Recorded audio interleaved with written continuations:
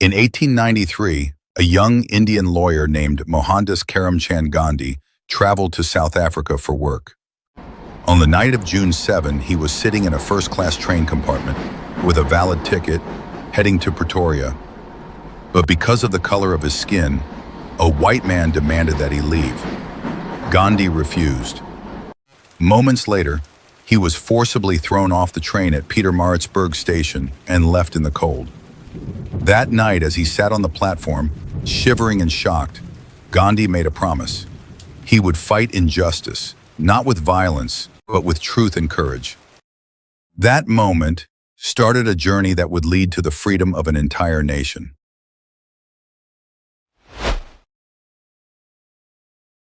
Gandhi was born on October 2, 1869, in Porbandar, a small town in present-day Gujarat, India. His father, Karamchand Gandhi, was a respected government official. His mother, Putli Bai, was deeply religious and followed strict moral values. Young Mohan was shy, quiet, and curious. He loved listening to stories of honesty, sacrifice, and bravery from Indian scriptures. Even as a child, he believed in truth and nonviolence. At the age of 18, Gandhi sailed to London to study law. Before leaving, he promised his mother that he would not eat meat, drink alcohol, or lie. Life in London was challenging. He struggled with English customs and felt out of place. But he studied hard, earned his law degree in 1891, and returned to India. He tried to start his law practice in Bombay, but failed to find success. Then, in 1893, he received an offer to work in South Africa and accepted.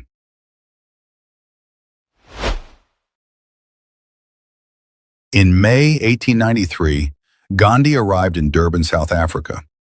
He expected to practice law, but quickly faced harsh racism. Indians were treated as second-class citizens. They couldn't vote, had to carry passbooks, were banned from walking on certain streets. The train incident at Pietermaritzburg was the first blow. Then came trams, hotels, and courtrooms. Everywhere, humiliation.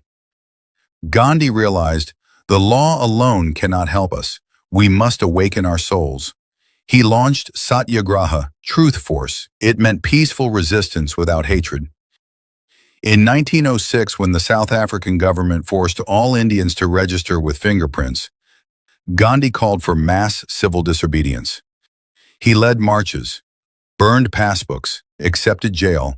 Others followed. Thousands of Indians were jailed, but never violent. Finally, in 1914, the South African government agreed to reforms. Satyagraha had won, not with violence, but with courage and truth.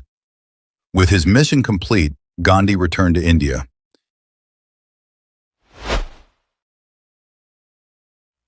When Gandhi returned to India in January 1915, he saw a very different country. India was under British colonial rule. British officials controlled the government. Indian farmers paid heavy taxes. Indian industries were destroyed. Indians had no freedom of speech or voting rights. He didn't rush into politics. Instead, he traveled across India by third-class train, staying in villages, meeting farmers, laborers, and weavers. He wanted to understand India's pain before leading it. He saw that real India lived in its villages, poor, oppressed, but full of spirit. He adopted a simple lifestyle, wore khadi, spun his own cloth, walked barefoot. We must be the change we wish to see.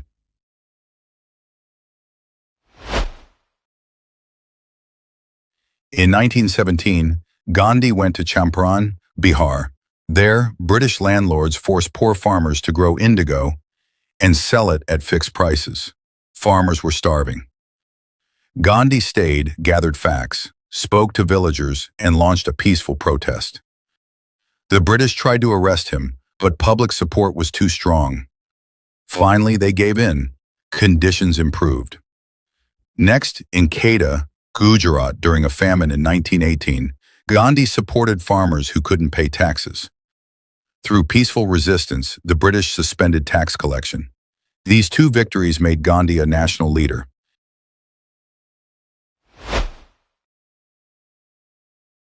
In April 1919, thousands of Indians gathered in Jallianwala Bagh, Amritsar, to protest new British laws. It was a peaceful meeting, but General Dyer ordered troops to block the exits and opened fire. Hundreds were killed, thousands injured, no warning, no mercy. India was shocked. The world condemned the act. Gandhi was devastated. He called for non-cooperation, urging Indians to boycott British goods, courts, schools, and jobs. But he also said, "No violence, not even if we are attacked."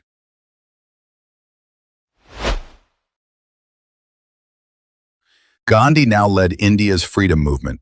He asked people to resign from British government jobs, return British medals and honors, promote Indian-made goods and khadi, reject British courts and education. The whole nation followed. But in 1922, a protest in Chauri Chaura turned violent. Police stations were burned, British officers died. Gandhi was heartbroken and called off the movement. He believed, freedom gained through violence is no freedom at all.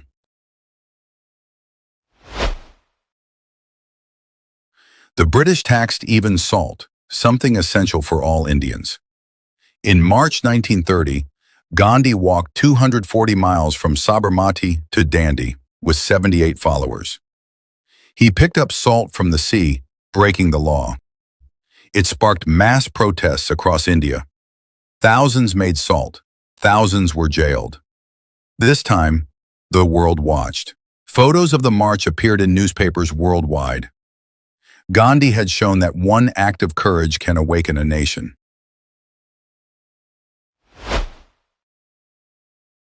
In 1931, Gandhi attended the Round Table Conference in London. He demanded full independence. The British refused. He returned and was arrested again. In 1942, during World War II, Gandhi launched the Quit India movement. British must leave India now. He was arrested along with other Congress leaders. His wife Kasturba died in prison in 1944. Gandhi's health also declined, but his spirit stayed strong.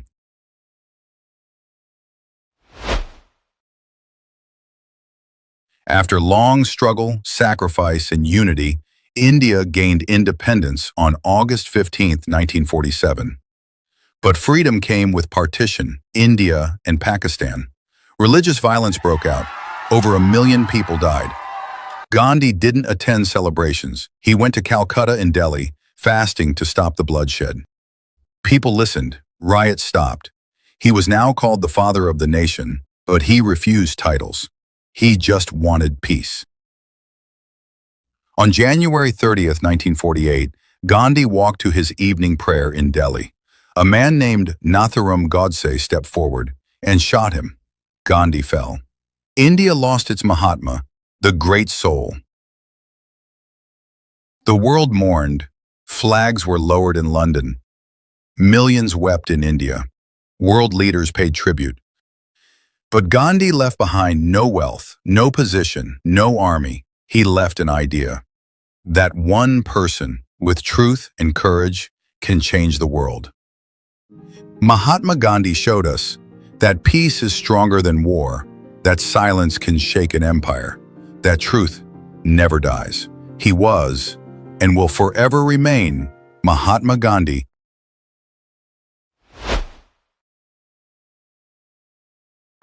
जय मां काली।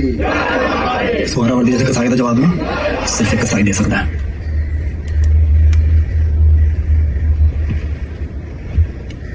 Police को order क्यों नहीं दिया हम लोगों को बचाने के लिए?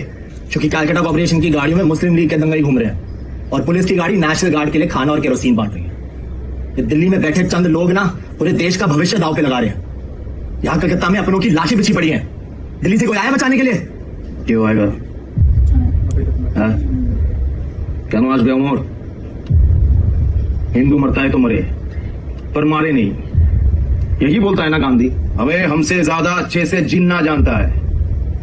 कि अगर वो हमें मारेंगे तो हम डर के मारे कलकत्ता दे देंगे, और वही हो रहा। कान खुले सुने ना सबाई, भारत हिंदुओं का राष्ट्र है। किसका? कौन से? पर इस युद्ध में हिंदू हार रहे हैं। जीत कौन रहा है? जिन्ना। क्यों? क्योंकि हम सब नशे में चूर हैं, और इस नशे का नाम है गांधी की अहिंसा। राम राज्य बनाना चाहता है ना गांधी? जाओ जाके पूछो गांधी से कि रावण को मारे बिना रामराज्य बन सकता है?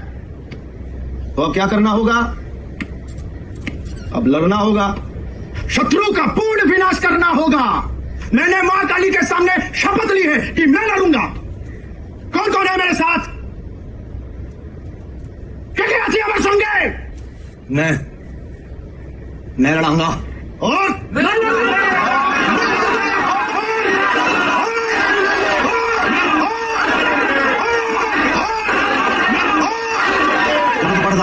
मुस्लिम लीग ने अंडरवर्ल्ड को ठेका दिया है ये दंगे फैलाने का।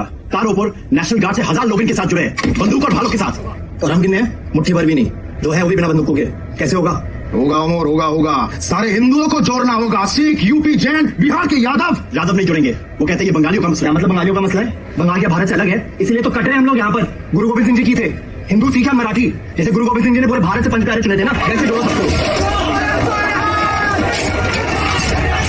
यादव तिरवलो लट लेके आए, उसमें एक्सपर्ट है वो। मरवाड़ियों के पास इतने पैसे है, वो किस दिन काम आएगा? और वो चोरूंगी होटल में जो वर्ल्ड वार वाले हैं ना, अमेरिकन सोल्जर्स, खासतौर पे वो कलुए, अगर उन्हें 250 रुपए देते हो तो वो एक पिस्तौल और 100 कार्ट्रिजेस देते हैं। और उनके दोस्त थे, वो लड़ा था उनके साथ वर्ल्ड वार में। और अगर वो नहीं माने तो पागलपन कितना बड़ा अपने पास। One for you, give them the gun. Give them the gun, sir.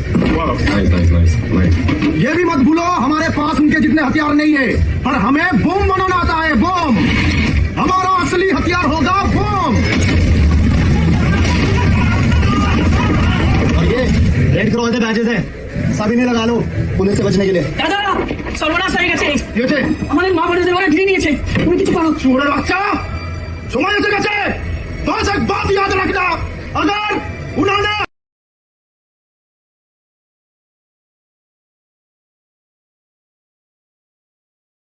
Everyone knows that Godse shot Gandhi on the 30th of January 1948.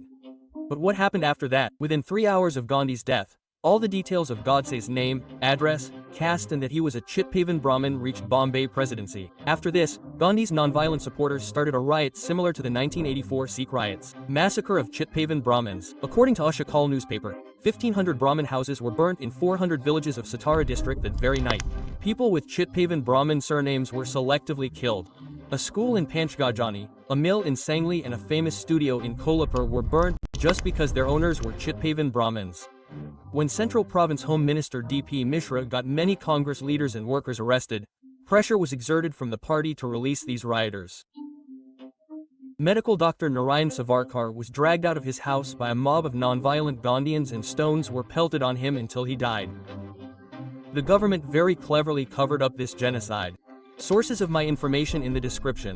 Gandhi अपनी बायोग्राफी में कई ऐसी बातें लिखते हैं जो आपको ये सोचने पर मजबूर कर देंगी कि क्या गांधी सच में महात्मा थे। उनकी शादी 13 साल की उम्र में कस्तूरबा से हुई थी, जो उनके समय में कोई बड़ी बात नहीं थी। गांधी अपनी बायोग्राफी में लिखते हैं कि वो कस्तूरबा को पढ़ाना चाहते थे, लेकिन अपने लस्टफुल लव के कारण उन्हें समय नहीं मिल पाता था। गांधी ने महिलाओं के साथ किए गए अपने एक्सपेरिमेंट्स को कभी नहीं छुपाया। उन्होंने कई बार अपने पत्रों के जरिए इस बारे में बताया। अपने मैनेजर मुन्ना लाल शाह को लिखे पत्र में गांधी ने कहा, आभा मेरे साथ मुश्किल से 3 रात सोई, कंचन सिर्फ 1 रात सोई। वीना का मेरे साथ सोना एक दुर्घटना ही कहा जा सकता है। जिस कंचन की बात गांधी ने अपने पत्र में की थी वो मुन्ना लाल की पत्नी थी और आभा गांधी के पोते कन्नू गांधी की पत्नी थी। गांधी बहुत सी महिलाओं के साथ बिना कपड़ों के सोते थे। उनके पर्सनल असिस्टेंट से लेकर जवाहरलाल नेहरू तक सबने इसकी आलोचना की। सरदार वल्लभ भाई पटेल ने इसे रोकने के लिए कहा, फिर भी इसे जारी रखा गया। गांधी द्वारा लिखे गए कई पत्र और उनके एक्सपेरिमेंट्स लोगों को ये सोचने पर मजबूर करते हैं कि क्या वो सच में महात्मा कहलाने लायक थे।